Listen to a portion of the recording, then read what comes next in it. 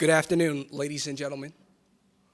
Welcome to the Developing Financial Management Leaders for the 21st Century Forum. My name is Clarence Harry. I will be your host for today. Prior to introducing our distinguished guest speaker, I have a few administrative comments. First, today's presentation is being broadcast live via Defense Connect online. I ask those in the audience, please remove your Pentagon badges and silence all electronic devices. The video recording will be posted soon after today's session to SAF FM Professional Development Community of Practice for your future reference. Second, for the conference room audience, during our Q&A session, please wait for the microphone and speak clearly when asking questions. This will ensure all questions are heard by those who are tuning in via DCO. DCO participants will be able to submit questions through the chat capability. Without further ado, it is a great pleasure to introduce our guest speaker, Mr. Michael Sorrento. Mr. Michael Sorrento is a member of the Senior Executive Service and is the Chief Information Officer, Assistant Secretary of the Air Force for Financial Management and Comptroller. Mr. Sorrento provides executive leadership on all technology, innovation, and financial information matters. He's responsible at the executive level for the development of procedures and tools, ensuring consistency of approach and focus on integration of processes within the financial management community. A native of Buffalo, New York, Mr. Sorrento began his federal career in 1990 as a loan officer for the Small Business Administration. He graduated from the State University of New York at Buffalo with 2 degrees, Bachelor of Science in Business Administration and an MBA. He served in a wide variety of supervisory, management, and executive roles. In 2008, he received the Chief Information Officer Council Leadership Award. As a Small Business Administration Director of Disaster Credit Management System Operations Center, Mr. Sorrento oversaw the planning, development, and implementation of the electronic loan application. By leveraging the power of technology and internet, his organization transformed the loan making into a virtual process, saving his organization time and money.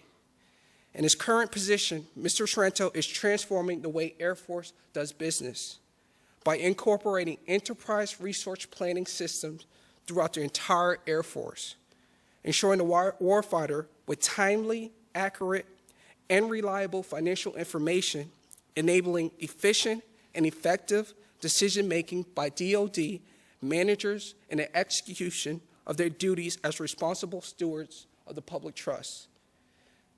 Mr. Sorrento possesses a wealth of knowledge and experience, and we're honored to have him as our distinguished guest speaker. Please join me in extending a warm welcome to Mr. Michael Sorrento.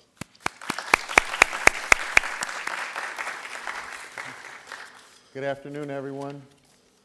Good afternoon. Excellent. Yeah, we've got an engaged audience. Thank you very much for coming out. I'm absolutely honored to be here, to have a few minutes to speak and to share some thoughts.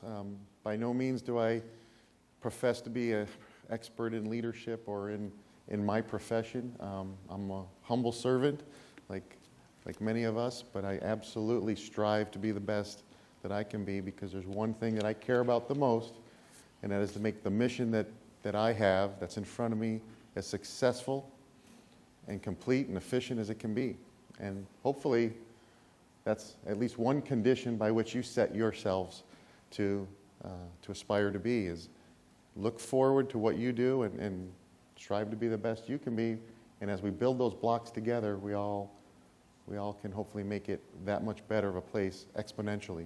Not as one, but as many coming together. So, and for me to come here and have a chance to speak is a true honor, because I just see myself as one of those small blocks in a large pyramid of capability that's out there. And very, very honored and humble to have the opportunity to speak in front of a group of folks. I know there's some folks on DCO, and hopefully we'll have a good engagement. I don't expect to have a lot of slides or speak directly to slides. I expect to have more, hopefully, dialogue and some questions and perhaps some interchange that way.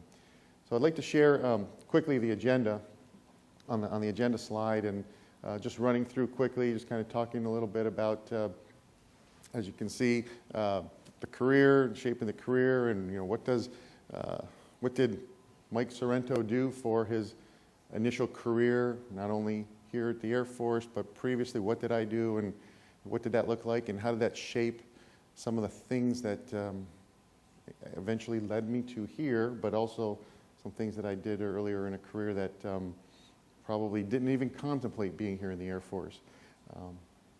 And then what do I do here at the Air Force? What's that look like? What does that FM portfolio look like of systems? Because we're here to talk, I want to connect the dots between my discussion of leadership and what my role is, and what that might mean to you and what that might mean to the rest of the Air Force.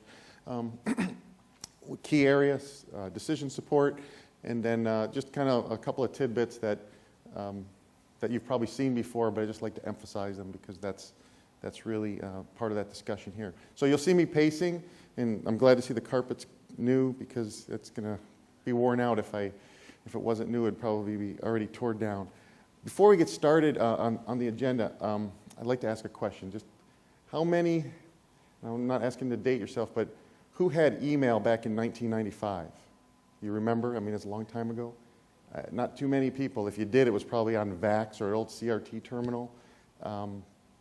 Little fact, email really wasn't that popular or well spread out, even in the government or industry, until the late 90s.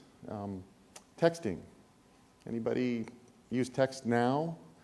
I know probably everybody texts, but how long ago was it before texting was really popular? Really, it was about 2009 or 8, so I'm not asking you to answer that because I know the answer. About 2008 is when texting became really, really more popular than phone calls. In fact, there's more text messages being passed through our messaging systems as of 2008 than phone calls. So it flipped, and so in the mid 2000, 5, 6, it started to see texting really pick up, and then in 2008, it's more popular than picking up the phone. And then now, boy, is it out there. And so, a true story. This happened yesterday. And it has something to do with leadership, but not a whole lot, but I still want to tell it anyway. Yesterday, a family member of mine who works in a community near you, and that person is a supervisor, and the branch manager of the operation that this relative of mine, who I'll call Gina, protect the guilty in this case, and the branch manager, who both of which of these individuals are they're, let's not say over the hill, they're just in their little older than the average person that texts. So that's where this conversation is going, is this conversation about texting. So are you familiar with BFF? You know what that means, right? Best friend forever. What's another one? What W? I can't say. I don't want to say that one. LOL. There you go. LOL. Great. So these two leaders of their operation, and I will tell you, they work in a very public place, Social Security Administration, fairly large operation. The two people that run this office, my close relative and her branch manager, were texting. Now, Gina's pretty good at texting. She's got people that she texts with all the time, teenagers, kind of LOL all the time. And the branch manager, not a relatively experienced texter, but learning. They're going back and forth because in their operation, it's spread out. It's very widespread. So when one of them's at their desk, they can be at the computer and they can be working issues or they can be emailing. But the other one might be out talking to customers, and they try to do that. They try to interchange and move around so that no one is at any one given time not on the floor, not helping out. So they actually tend to carry their personal phones with them, and they text each other now because that became a new habit of, hey, when someone's not there, I can get a hold of you and let you know what's going on. So yesterday, they were having some fun in the office. They sometimes get visitors who they call our criers. And that's not always a happy thing, but someone who's coming in having a tough time and the person is upset and they want to help them. So at one point, at one moment, Gina thought it was funny to say, call 911. I have a crier. So what does branch manager do? Calls 911. Phone call comes in. Gina picks up the phone. What does she say? Hi, this is Gina. How can I help you? This is the Fairfax Police. Ma'am, are you okay? You're kidding me. Come on, click. Call again. Ma'am, are you being held beyond your, desires to be with? Are you being held under, not within your will? Okay, I got it the first time. Enough. It's funny. Got it. Click. Third time the phone rings. Ma'am, this is serious. There's policemen being dispatched to your office, and they will be there in 30 seconds. I don't believe you. All of a sudden, door opens, 6 armed policemen come in the door with their weapons pulled out, ready to raid the place and take over. Leaders, tough position, technology, kind of put them there. What's the lesson there? So I guess I'm just sharing with you. That's a true story. Everybody laughed afterwards, but boy, could that have turned out interesting and wrong. So will that happen here? I don't share this with you because of some great analogy with the Air Force. I share that with you because we are changing. We are moving through a spectrum at a very large pace, and not everybody's up to speed with that. That's okay. But the power of how we use the tools that we have and how we can effectively use them for the goodness of what we're trying to do, it's powerful. Powerful. So anyway, get into the brief. There's only a few slides here. Most of what I want to talk about is really off the cuff. Looking forward to questions, so I don't expect to spend a lot of time on slides going through some, passionate plea to be a better leader. What I think I want to have more is a dialogue with all of you to see how my experiences maybe can correlate to something important to all of you.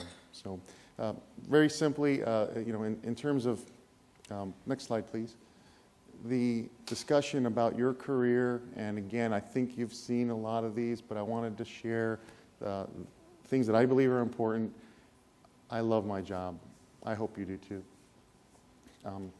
My career, I wouldn't say that I shaped it. It shaped me. But if you can influence your career, that's great. You ought to.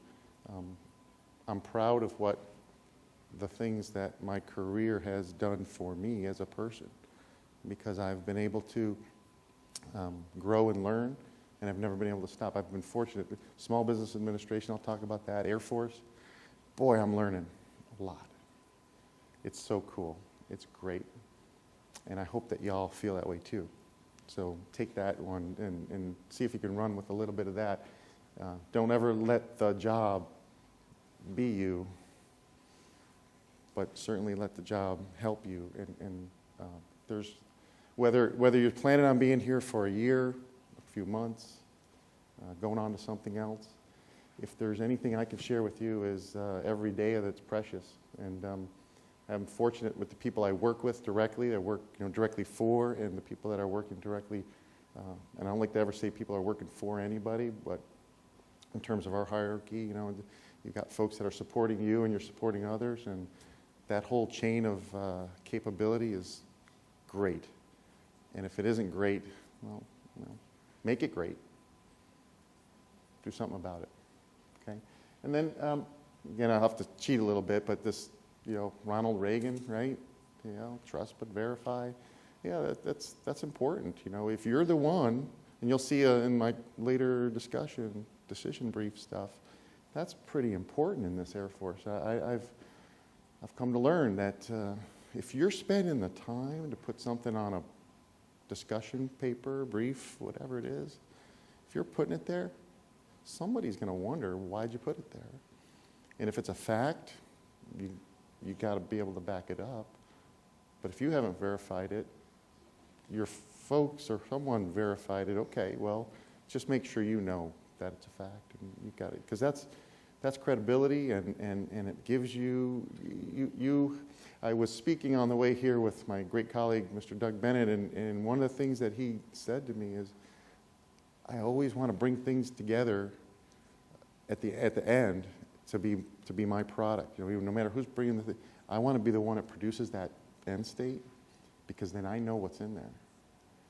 That's sometimes hard to do with a lot of competing requirements, but I admire that because I know I haven't always done that, but it gives you the chance to verify what's in the content. I think that's very important. And I think you all would agree that you wouldn't want to be in front of someone given information that you weren't sure was a fact. Okay. Yeah, and I won't belabor the point about being a good follower, because I have examples of when I was working at previous jobs where I, as one of the many people doing the work in a pool of folks, witnessed, and I'll again protect the guilty, I'll call him Walter. Walter wasn't a good follower, but we were all, a bunch of the individuals that were hired for a capability, were all at the same level, lower level. Walter was a little higher level, but he was doing the same work. And he was being groomed, and he was like hired to be our boss, but he needed to learn how to do the work. We all kind of started at the same time at this particular job. And he was significantly higher in terms of pay, because he had all this experience. And as a follower of his leader, he didn't always agree with what his leader, our leader, because we all had the same leader, had to say. And we, as the group of followers, we knew that. But Walter was special. He was being groomed to take over, to be the leader. What we watched, and this was really a true story, is Walter became our leader. All of the followers that were there before the previous leader became followers of Walter. Nobody wanted to follow Walter. We didn't follow Walter because we knew Walter didn't care about his previous leader, his requirements, but we actually believed in the previous leader's needs and requests and the way that they wanted the work done so that they could be more effective. Walter didn't follow that, but he still became our leader. But when he became the leader, people couldn't follow him because they knew he wasn't willing to do things in line with what the next level of leadership was interested in seeing. So it became challenging. If you can imagine, Walter lasted as our leader probably, I'm pushing a week. About a week. Because he couldn't get the job done. Nobody wanted to follow him, so that was bad on the rest of the team, because they should have followed him, except for they were being led down a path that nobody could go down. But Walter, as a leader, couldn't get the credibility because of his ability to be a good follower. And so I hope there's some between the lines message in there. It doesn't mean do whatever your boss says exactly the way your boss says it. It's not where I'm going. Where I'm going is take the opportunity to understand, and there is synergy in the building block that I talked about earlier before. I'm one of the building blocks to a pyramid, and if everything is working together, the thing at the top is sturdy and strong. And if somebody in the chain is not doing their due role, it's weak. It's weak, and you can see, hopefully in my example, that there's weakness in that. So your boss does have priorities. That's okay to challenge those. Hey, boss, I see what you're asking me to do. Maybe you think something's better. That's okay. Have that conversation. Be upfront. But if your boss sets some priorities, most likely your boss's priorities are your boss's boss's priorities, and there's somewhere along the way, if you're not going to fall in line with the needs of providing that support, that pyramid gets weak.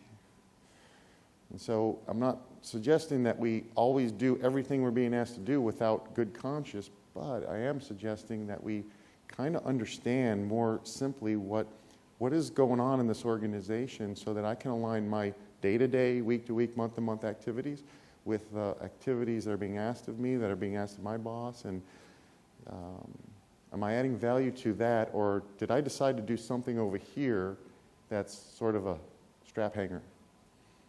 Because nobody really knows what strap hangers do, they just know that they exist. And so I share that with you because I've been in that boat before. Hey, I got a whole bunch of people that are off building some capability, particularly IT, that nobody asked for. Why are we spending money on that? Aren't we doing that over here? What I've learned here at the Air Force, we got a lot of that. We got a lot of it, and it's not because people aren't doing good things, it's because they were not aware or aligned with their boss's priorities. So the balancing of life, I got just a real quick comment about that is, I didn't do it for like 15 years. All I did was work, right? Go home, sleep for a little bit, go back to work. There was always something to do. There was always a boss priority I could work on. There was always a strap hanger I could work on. But I really, really have to share with you, and you've heard this a million times, is find a way to do the work, do it smartly, and do the right work, and then find some time for yourself, your family, everything in between, because the other part about getting involved, I figured it out. I said, well, geez, I want to be better at something else other than work. So I became a coach, hockey coach. Love hockey, love watching kids play hockey. I love watching kids develop. I can sometimes share with them insights and see them apply that, and I see teams grow and build, and that's really cool to me. So what's cool to you? Is it church? Is it something in the community? Is it anything? But don't let work be the only thing. And you've heard that from a million leaders and a million other people, and I just want to say, don't leave that one behind. That's really, really good for you, and it's actually better for your ability to perform in your job. Because you will be better at your job when you're not doing your job all the time. I really believe that. Okay. This volunteering about jobs and following through, 2 great points, 2 great bullets. But what I really, really want to impart about you is, for this conversation, is you're all going to work. You take the tough jobs, got it, good. You're going to do that. You're all going to want to do that to be successful. Work hard at them. Yeah, we can all work hard, but you got to want to do that, and then you got to be able to clear the way and say, what are the priorities and what am I going to focus on, and that's not the easy part. But some folks like to shy away from the tough stuff. If you really want to be want to get into that realm of the next level of command, or you're going to have to do that. There's no magic powder that gets around it. Some people get lucky and they just get plopped into a job. Okay, rare. You got to want the tough ones. You got to know there's a problem, and you got to want to seek a resolution. And I'm going to talk a little about how I did that in the next slide, please. A little bit here, just kind of going through. I started back in 1990 and with the federal government, graduated from college, worked for a couple banks, went to the SBA, government agency, basically loans money. When I left college, I said, I'm never going to work for a bank. I'm never going to work for the federal government. And by God, I don't ever want to do anything to do with traveling, because I want to be right here in Western New York, where the sun shines about 180 days out of the year, and the average temperature is somewhere in the 40s. it was a cold day that I went on an interview in December. It was snowing like crazy. I went to this interview and they said, the only job we have is, I was working at a bank, but I still wanted, they said, here's an opportunity, do you want it? And so I said, yeah. And so I started a couple months later. And what they did is they swore me in and they said, here's a plane ticket to Puerto Rico. You're going to go there for 6 months. No training, nothing. Just here you go. So I ended up saying, that's interesting. Yeah, I could use a change in my life. Let me go do that. And I did it. So I started as, temporary employee, GS9, working amongst a whole bunch of Walters.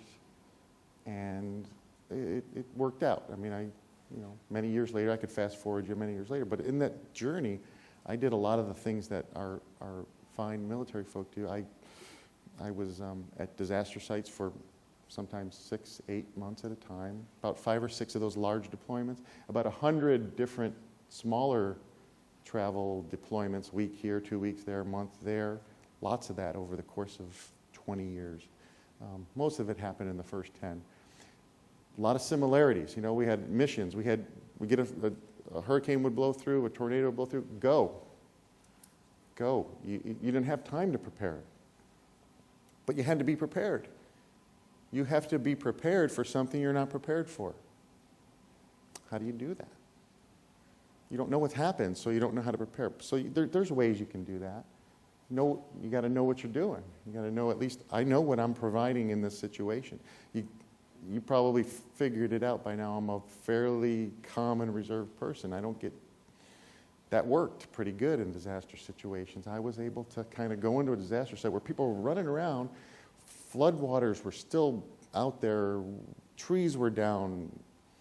I was in a hurricane after 1995 with the power lines were down and Coast Guard cutters were on the bay, right on the street. And when we landed the next day, and there we were. We had to kind of zigzag in and out to get to the command center. And so you have to improvise. And so we don't necessarily see that every day here in our business operations. But so far in my year and a half or so at the Air Force, it kind of felt like that, right? Been navigating through and trying to figure out where do we actually go to start delivering something. And so we have to be prepared in that model. And so I spent a lot of time trying to refine who I am to be able to respond without knowing what it is that I'm faced with. And so peacefully I will share with you that's not something everybody's prepared to do. So you actually need to think through how will I react in a situation? Can I run through those scenarios? And I spent a lot of time trying to be prepared for a scenario that hadn't happened.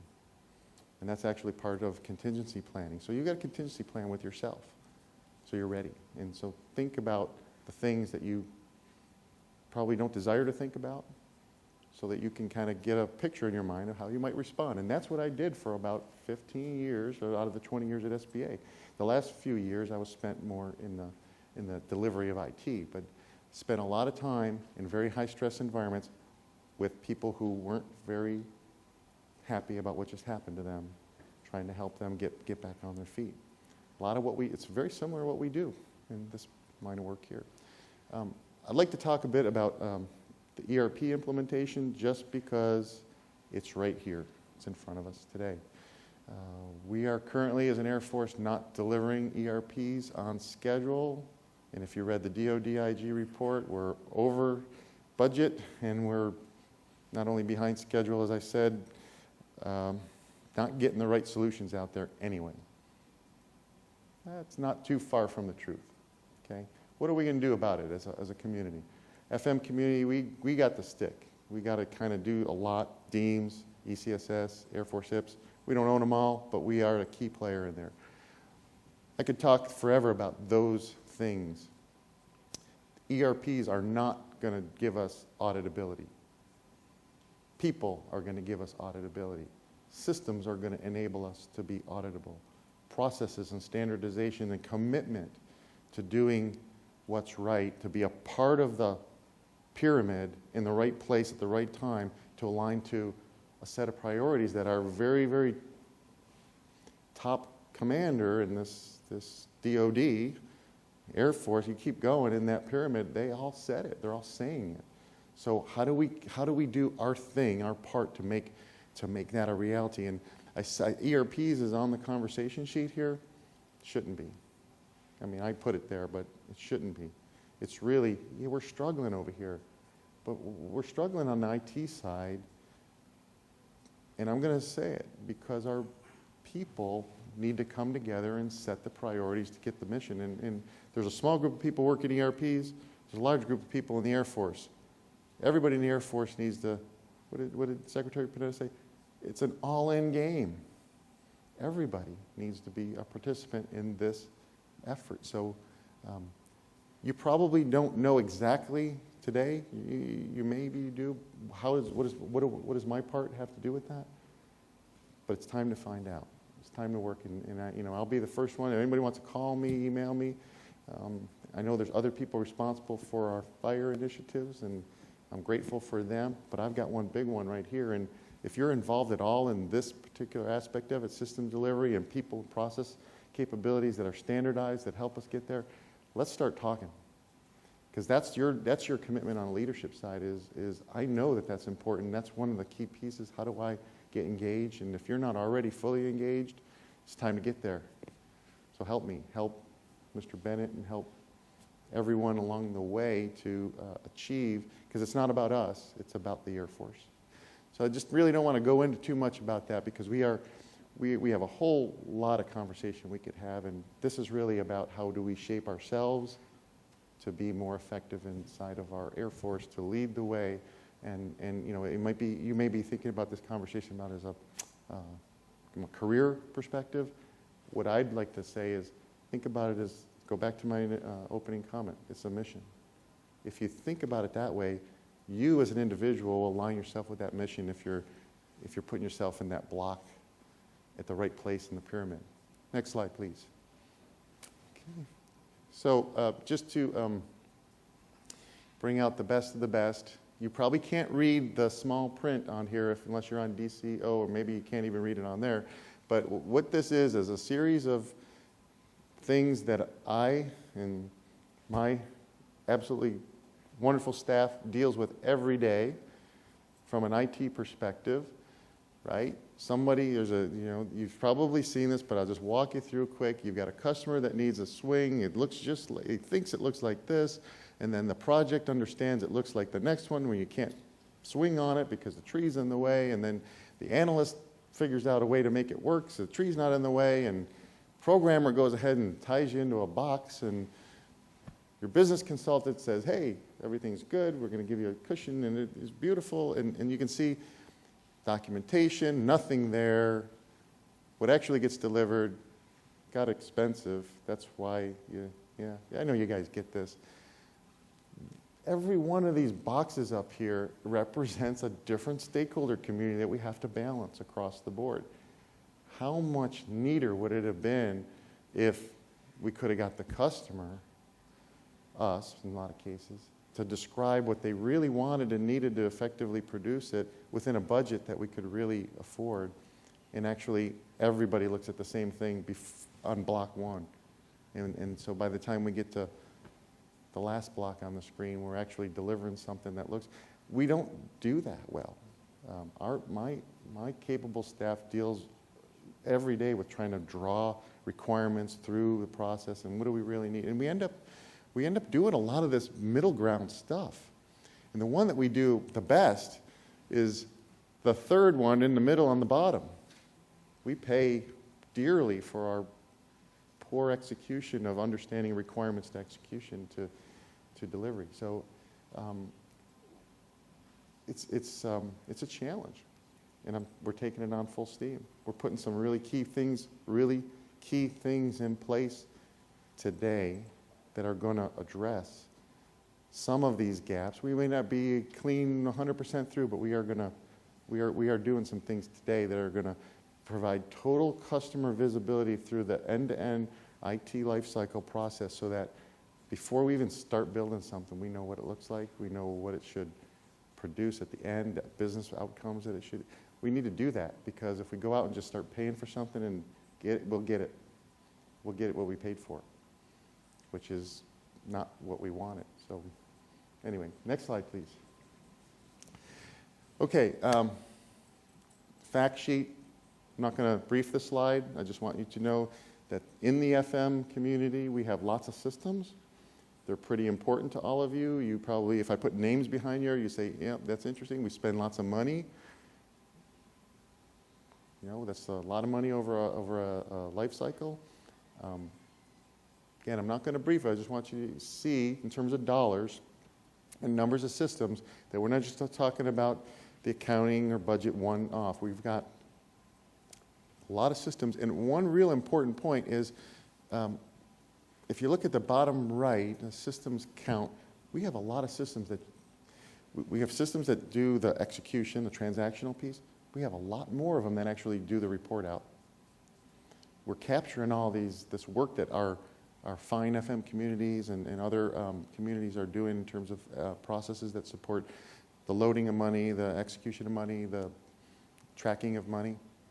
But we do a lot more on the analysis and reporting of that money than I think that I was even aware of until I really did take the deep dive. That's pretty important. So the next slide, please, kind of says, well, okay, if we're doing all that, we should have enough information to do some decision support, because that's where we start to say, can we make good decisions about not only what systems do we have and use, but what business practices should we use and which ones should we not use, and how can our leaders make those decisions and do the change management appropriately so that we don't spend lots of money on things that are duplicative and that we don't need. Because, oh, by the way, that's a law. There's a law that says you shouldn't do those things. You should not have duplicative processes. You shouldn't spend IT in areas where it's redundant. So really, if you want to get into the IT business or even anything, use our systems, use our data to get really good at the analysis, or get some, better yet, one of the lessons I had is find some people that work for you that are really good at this. Because you might not be, but that's okay, because you don't have to be good at everything, but make sure you got some people, if not yourself, that can do these things, that can understand the problem, what's the root cause, what's the real problem, analysis around the options. Don't just come in with the only option that you think is right. Come in with the options, with the analysis behind it. And then give the leadership that you have that's got to make the decision some no-kidding data. And we've got systems that, we got tons of data. You just got to ask the right people the right questions. How do I get to them? That's part of the problem we're fixing. We got to get you to the right people so you know that we actually have lots and lots of data. Can't get to it. So what I would suggest here is, we may not be perfect here, but this is something that we've got to make sure that, number one, you're armed with as leaders and aspiring to get more leadership behind you. And also, our folks need to be capable of producing this and know where to get it. So I'm not going to go any further into what I mean here, but no kidding, decision support, and I've seen it briefed at many, many different forums, that's real. And the reason we maybe fail in some areas is because we're not solving the right problem. And so we need the data to do that. And I could give you numerous examples of things that we've recently done that after many, many iterations, we now have great data and we're making a good decision. But the first several iterations, we weren't. I won't belabor you, but we absolutely were.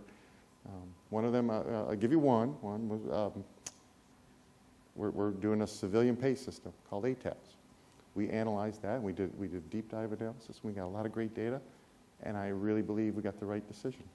And Dr. Morin agreed, so we must have done something right. Next slide. Okay, I could brief this slide. I won't. Okay, let you all just read it. If you're looking at DCO, these are the things that I could share pearls of wisdom. I really, really believe in these items. And I will go into, on the next slide, please, just kind of focusing on these bullets. and I'll run through them quickly. What do I mean by plan and then subsequently after collaboration replan? Not so much replan, but continuously plan. Okay, and so what I really want to get to and inspire folks to think about is, if you're going to do anything, little project, big project, you've got to set some parameters around there. I think we all know that. You got to get the stakeholders. You got to find out who they are, and you got to talk to them, and you got to then reset yourself and say, what did they say?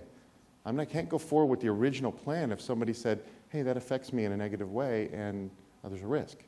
So that's what replan. And then I could put replan, or continuously plan as a paradigm through this whole thing. That's I truly, from a leader execution and a accountability standpoint, I really believe in that, and I mean that.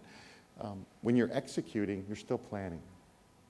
You're still looking at your execution and you're saying, are we on target or not? And if you can't monitor the progress, then if you really think all I'm doing is going after the target and that's the only thing that matters, then in this type of business, we're bound to not have a smooth implementation. And we see that with our ERPs. That's a clear example. We got to continuously reset ourselves to what we're trying to deliver, and is it still in line with the boss's priorities and the direction we're going. And then simply, as you're moving forward, what's the honest to God measurements? And then, we need to kind of go back and you stop anything. So what this really is right here, this is a series of steps that you would align anything that you do, and there's probably not other methodologies, but regardless, if you learn at the end of it, if you look back and assess what you did, you should be able to learn, what did I do? And if you planned and monitored the planning, this is more of a project management approach to your career or your project or your job. And you could probably replace this with 17 different methodologies, but I've lived this one. I've gone through and I've just followed simple rule, and that is, if I said I was going to do something, I'm going to deliver it, but I'm going to keep watching it all the way along so I can make sure that I'm actually answering what I'm supposed to deliver. And maybe it changes by the end, but let's make sure that we're in lockstep and we keep ourselves. It's an ongoing process. It's iterative, and that's really kind of my summary behind where did I sort of take my initial foray into the Air Force previously, how I'm living my life today, and how I've hopefully instilled a couple thoughts into this audience. So thank you for those opportunity to have those words. I know I've run pretty long, but I believe there's a few minutes for questions if I'm correct, or am I not correct? Yes. We'll now begin the Q&A session. We'll take the conference room questions first. TCL participants will be able to submit questions through the chat capability following conference room questions first.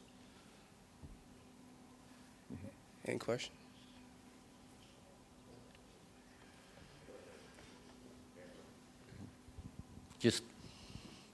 Hello, sir. John Kosky. I work for you.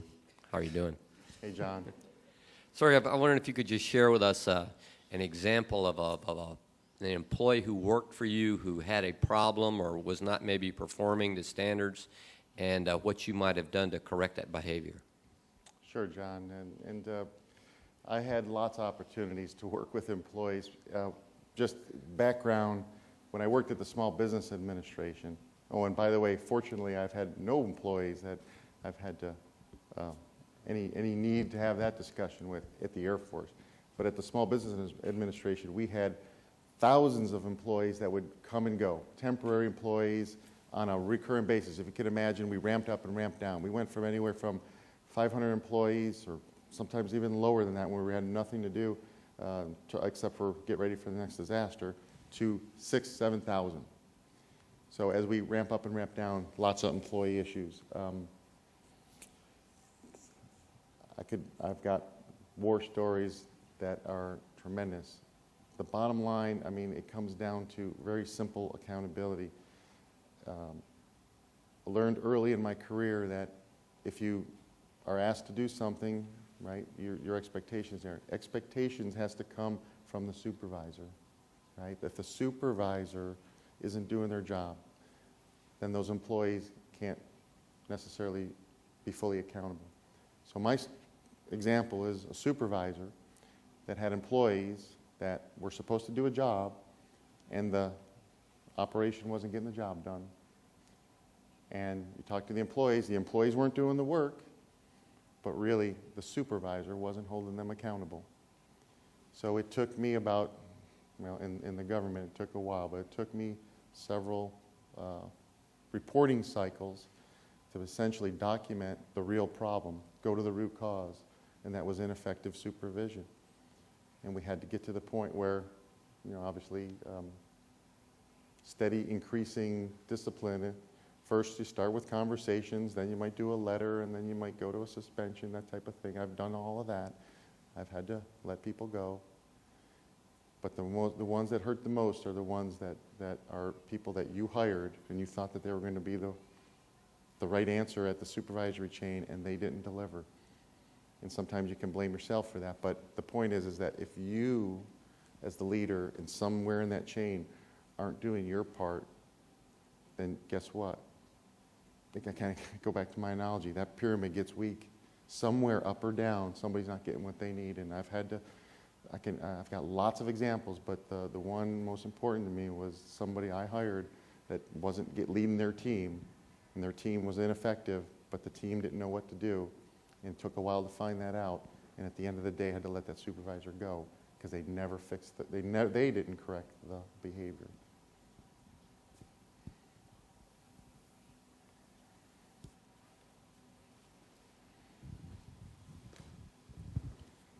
Darren Wiley. I'm an intern with DOD. For an up-and-coming graduate, what's some advice that you can give coming out of college? Coming out of college, yeah. For the real world. Pardon? For the real world. For the real world? You're in the real world. You're college, boy, I wish I was in college. Great time. Yeah. I didn't get a job right away, I'll tell you that. I came out of college, I looked for jobs, I got some temporary jobs. It was about 6 months, and I landed that one job that was a temporary job, and that turned out. So economic times were tough. Economy was bad back in the late 80s when I came out of college.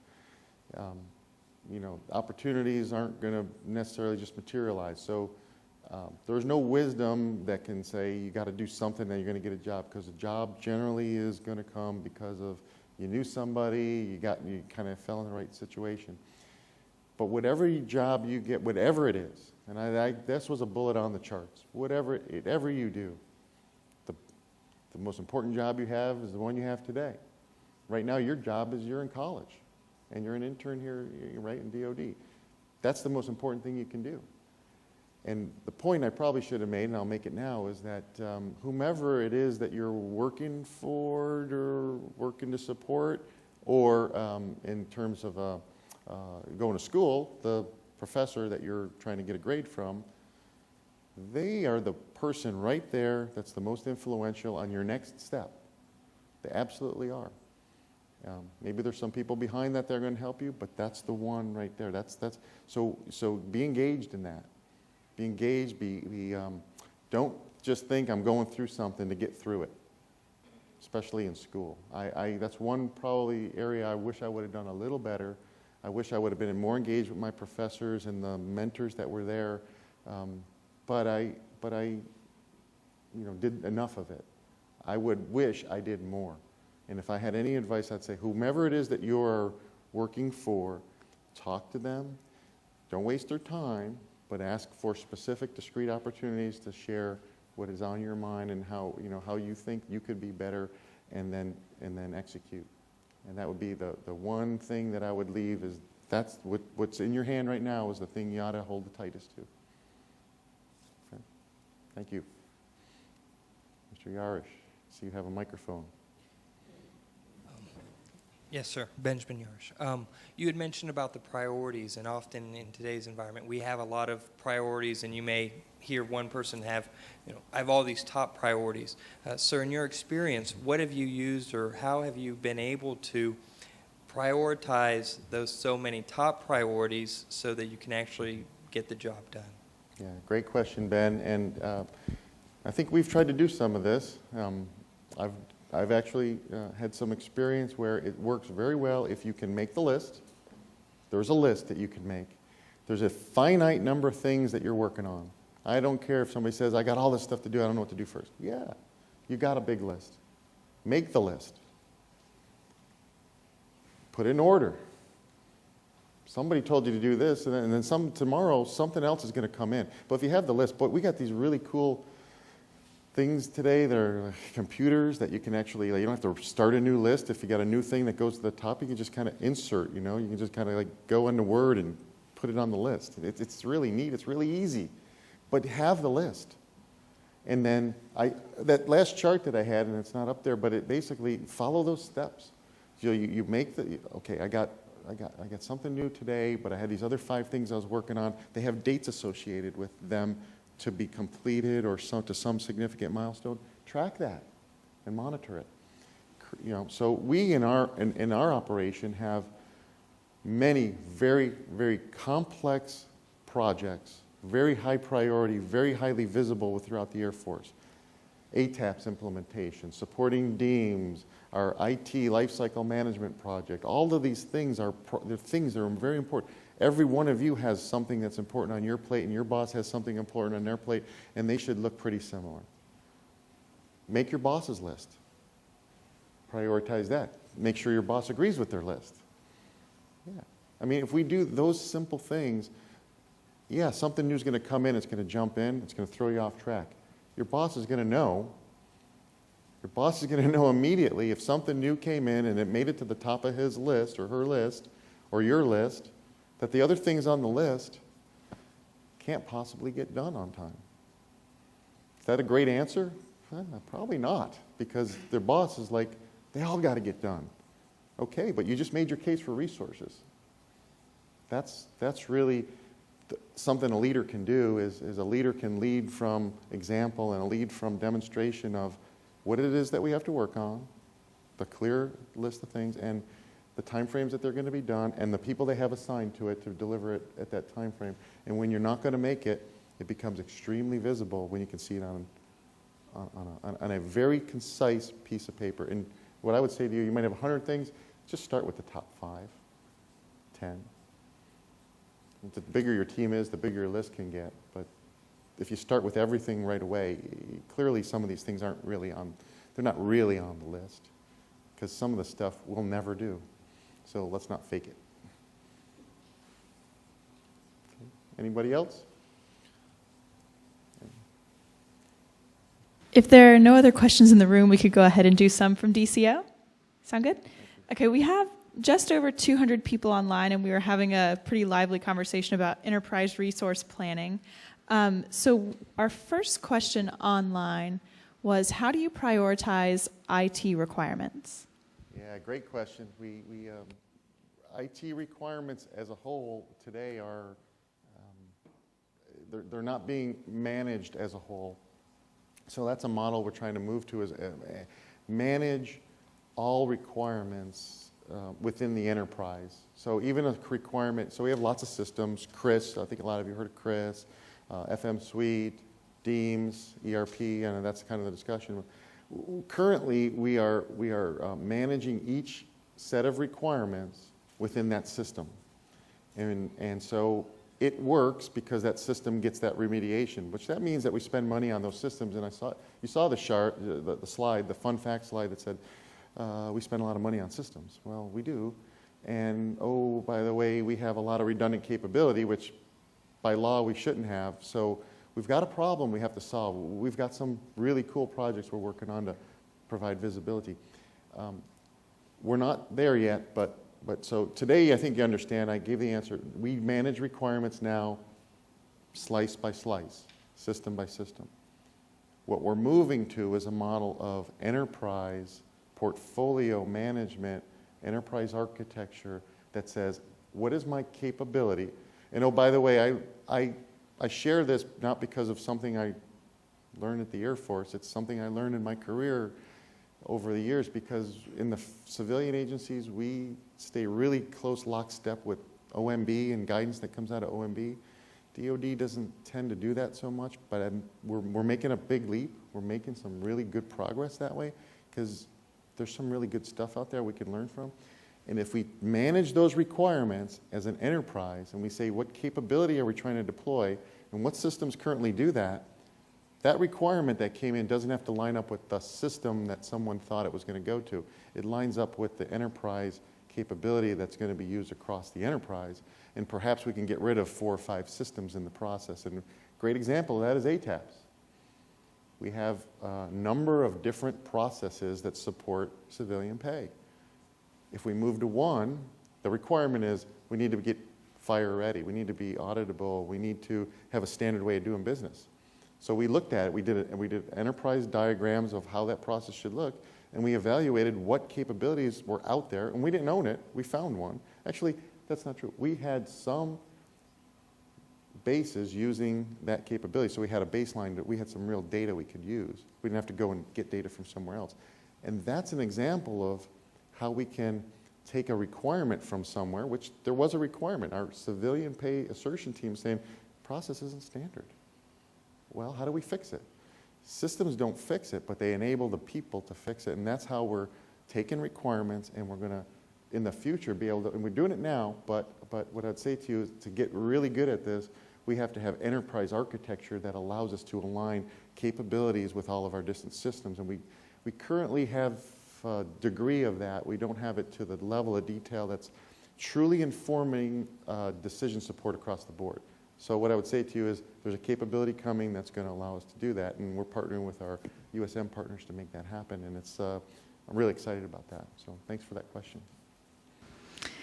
All right, we had a couple questions about your transition from the Small Business Administration to your role as CIO, so I just wanted to summarize some of those.